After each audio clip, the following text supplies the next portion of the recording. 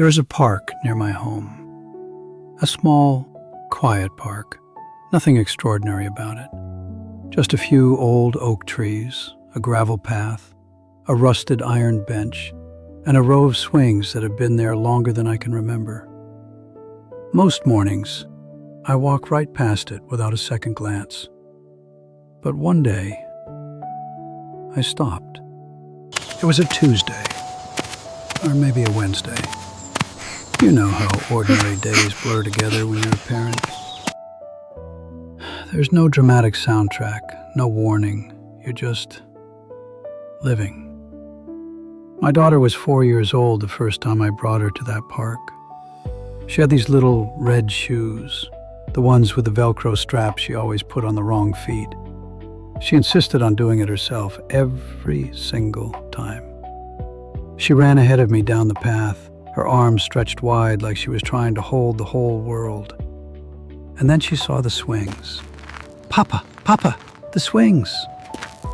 I buckled her in carefully, the little harness seat made for small ones, and I began to push, gently at first, then a little harder. "Higher, Papa, higher!" And she laughed. Not a polite little giggle, a full, uncontrollable, belly-deep laugh, the kind that only children can produce, the kind that makes the whole world feel lighter. The birds scattered from the trees, and I laughed too. Children are strange, beautiful mysteries. One morning, you're buckling tiny Velcro shoes.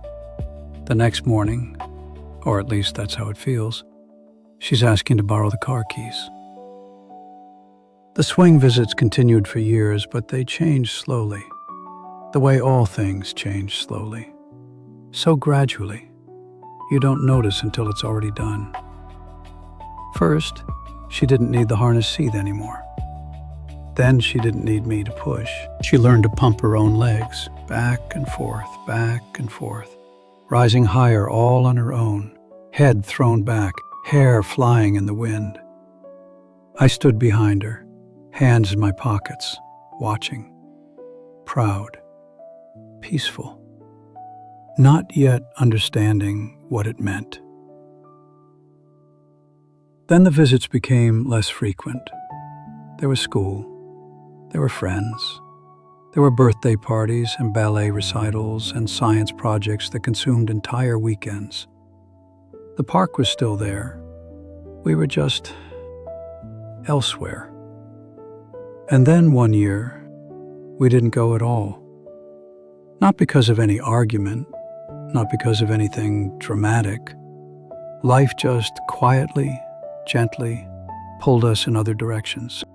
She has grown now, my daughter.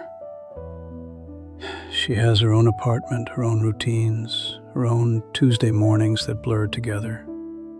She calls on weekends. We have coffee sometimes. She is happy, and that is everything. But last autumn, I was walking home from the market, and I took the long way, the way that passes the park. The leaves were turning, amber and rust and gold. And there was that certain quality of light that October has, the kind that makes everything look like a memory, even while you're living in it. I stopped at the edge of the park, and I saw it.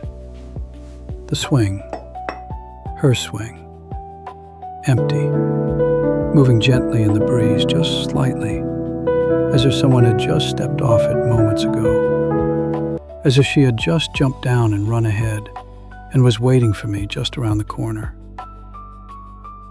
I stood there. I don't know for how long. I wasn't crying, not exactly. It was something quieter than crying, something that lives beneath the rib cage and doesn't have a proper name. I heard her voice, clear as the day itself. "Higher, Papa, higher." And I thought, I didn't know. I didn't know that those afternoons were something I would one day ache for. I didn't mark them. I didn't savor them the way you savor something you know is precious. They were just Tuesdays or Wednesdays, ordinary days. Here is the thing no one tells you about parenthood, about love, about life. Every first time eventually becomes a last time. The first time she called me Papa. The last time she held my hand crossing the street without me asking.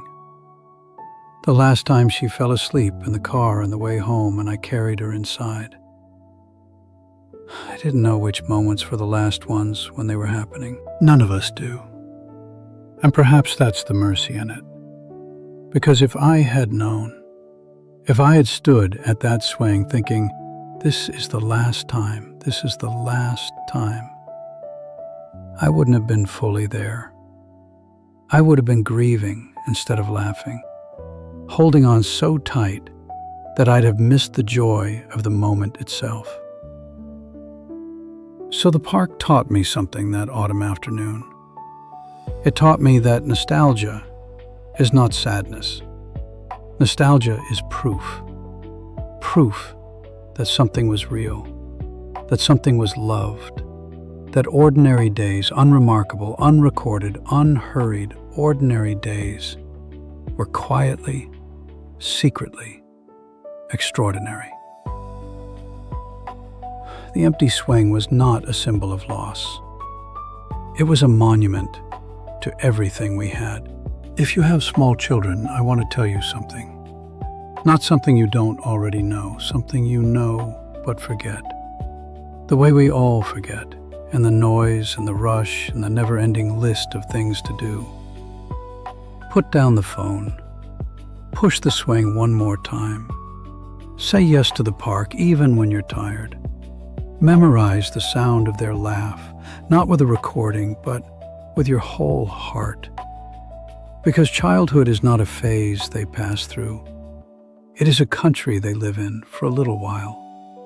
And then one day, they move away, and they take the map with them. You'll be left with a feeling of the place, the warmth of the sun that particular afternoon, the smell of the grass, the sound of small feet on gravel, and a swing moving gently in the wind. Hold your children close tonight, not because something is wrong, but because everything is right, and that is worth paying attention to.